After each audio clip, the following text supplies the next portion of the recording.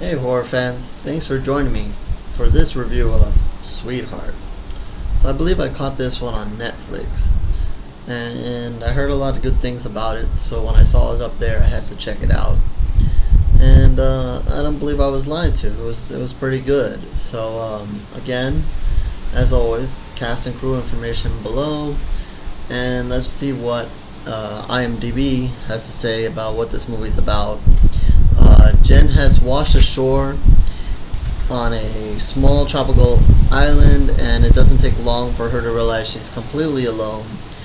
She must spend her days not only surviving the elements, but also fend off the malevolent force that comes out each night. So this movie gets off, doesn't waste much time. You see her come ashore, and she does what you would expect to do, once you get your bearings, and that's look around, see what you can use, figure that, look for somebody, signs of life out in the on the island, and she finds that there has been somebody there at some point, but nobody there right now, and she starts gathering her stuff and gets ready for her first night alone on the island. And upon her night, she discovers that something is also there. And like her, the audience doesn't know what it is at first. But she survives the night. And we go on to another night and another night. And as each night passes, this thing comes to the island, and is searching. It's hunting for something to eat, hunting for whatever, or searching for whatever, and it apparently knows she's there, or thinks that someone's on the island, because it looks for her. So each night she finds a way to kind of hide from it. You're thinking that, maybe this is boring, you're just watching her gather stuff and try to survive, but it's really not. She's alone for a little while, and they make the most of it, and you see her find little things here or there, and then she tries different techniques, different ways to kind of check out what this creature is, what is coming out at night to hunt her, and what is going on, and try to get a better look at it, and then eventually, of course she tries to also get off the island. I mean, who wouldn't? And she makes an attempt or two to put together a device to float on and go out into the water with. Of course, not very successful. She can't get off the island. And one of the things she notices when she goes out into the water is that there's this hole in the water. I don't know about you, but when I look under the water when I'm in the beach or something like that, it's really hard to see, but she apparently gets a good glimpse of it, and so does the audience. But there's apparently some hole in the water there, and later she makes the assumption that that is where this creature is coming from every night, and that's where he's hiding. So again, now she knows that it's there, where it's coming from, and apparently it mostly comes out just at night. And I think part of the reason why it does that during much of the first half of the film, and even towards the beginning of the second half, is to hide the creature from the audience. They keep it in the dark. You kind of get a glimpse of it more as the movie goes on. You see that it's big, it's definitely frightening, and but you're never really sure what exactly this is. Obviously it can live in the water, and obviously it can come on land, and it only comes out at night for a while, so she knows that she has the day to prepare. She does finally have more survivors. I guess one of the things they really didn't go through in the movie is where exactly she came from. Apparently it was a boat, and they crashed, or something happened. You don't know if maybe the monster crashed the boat. That's left up to assumption. But they've had an accident and washed ashore, some other supplies wash ashore at some point. She gathers it, and then eventually, I believe it's her boyfriend and another girl also come up on shore, and they actually were in kind of a life raft kind of thing. And as soon as they come, she wants to immediately get off the island. She's like, she doesn't, of course, want to tell them that there's a creature, because who the hell is going to believe that? But she lets them come ashore, kind of gets reacquainted, and then almost immediately he's like, we gotta go. And of course, these people have been out to sea for probably at least a couple of days, because I think a couple of days went by since she was on shore. And understandably, they need a rest. They want a break. They're happy to be there. They see she has some supplies, and they kind of want to get into that. And just happy to not be on the water again. So understandably, they don't want to go. And then she has to tell them, okay, there's a creature. So of course, they don't believe that. Who's going to believe that? And there's a back and forth, and she's eventually like, okay, you two are over there, I'm getting on this raft, and she tries to take off without them. But that doesn't work.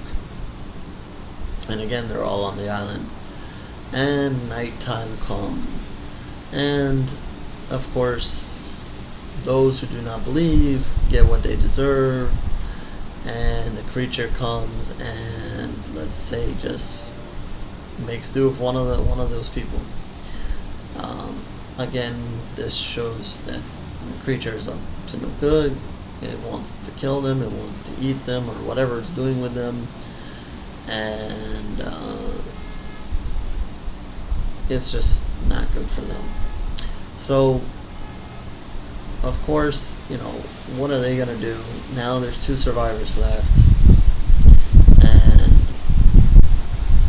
they kind of decide, okay, now they know the creature's there. Now they know it's at night. So let's take off in the daytime. Maybe we won't. I don't know, but no.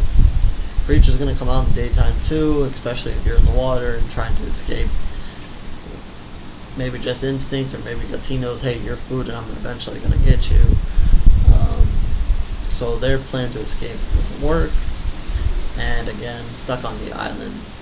And of course, as the story goes, I don't think I'm spoiling anything. That eventually Jenn has to go head to head with this monster. It's just one of those things where either she goes or it goes. That's the only way that she's going to survive this. There is an airplane that flies above the island every once in a while, but she never can manage to get the attention of it, because it usually comes out at night, and of course that's when the monster's out at night. So you really can't. You're going to signal the plane, you're going to give away where you are. So again, not just a good situation for her. So it all boils down to a face-off, and a battle between this creature and Jenn. And she does what she can to put together some stuff to help her deal with the creature. And it's a fun ending, a nice little fight between the 2 of them. And like I said, you think that maybe this movie wouldn't be entertaining because of just one person on an island and so forth. But it is. It keeps your attention. I think they do a good job introducing the creature, slowly bringing it into the picture, giving you little tidbits about what it is, or I don't think you fully know what it is. I believe it's a creature of their own creation. But what it can do, and what it's doing, and how it's hunting her, and preventing her from leaving. And so you're kind of learning along with Jenn. So they do a good job there, and I think they do a good job at the end, where they eventually let you see the creature. They don't hide the creature from you. When the battle goes on, you get plenty of good looks at the creature. So there's no hiding it, and yeah, it's a darkish kind of scene, but you still get plenty of good looks at it, and I credit them for that, and not trying to hide anything from the audience. And I liked the creature and his look, and it was definitely freaky, and and intimidating, and you can see it in battle. Kind of remind me a little bit of that guy back there, as Jenn takes him on and has to fight for her survival. So again, and this is February and celebrating Women in Horror Month. Here's a good movie starring a young actress here, and basically, it's all her. The movie's on her, and she's alone, and acting alone can be tough. She does a good job in that, and then battling the creature, she takes it on, and she takes it head on. So it's a good story, and I don't know much of the background of this and where the story came from. It almost seems like a story that would have been maybe good out of a quick short film and then made into a feature film. But not really a huge idea here. Simple. Stuck on an island. There's a creature. But again, they make the most of it, and I didn't really see any problems with the movie. There's not a lot of kills in the movie, but just enough. And again, credit with them for how they introduce this creature and bring him along, and don't hide him at the end, like in some movies. And so with that, I think I'm gonna give this one 3.5 pools of blood. I really enjoyed it. I enjoyed it, and everybody said it was good. And I guess the one odd thing is the name, Sweetheart. I yet to figure out why it's named Sweetheart. I know at one point when her so-called boyfriend lands there on the island, he kind of gets mad, and he snaps at her and says Sweetheart. So I don't know if that's the sole reason why they say Sweetheart. I'm kind of thinking that she did seem like a nice girl. They make some reference. She might have had something going on in her past. I don't know. She does seem like a nice girl. So I don't know. Maybe they're making a play on words that she's a sweetheart, but then has to turn badass in order to kill this creature and survive. I don't know. So I guess that's the only weird thing or curious thing about it. If anybody knows, I'd love to know more about why they named it Sweetheart. But besides that, 3.5 pools of blood. Definitely check it out. If you catch that on Netflix or anywhere else, give that one a look. And again, more information below, and more reviews at horoscorereviews.blogspot.com. And catch you later, horror fans.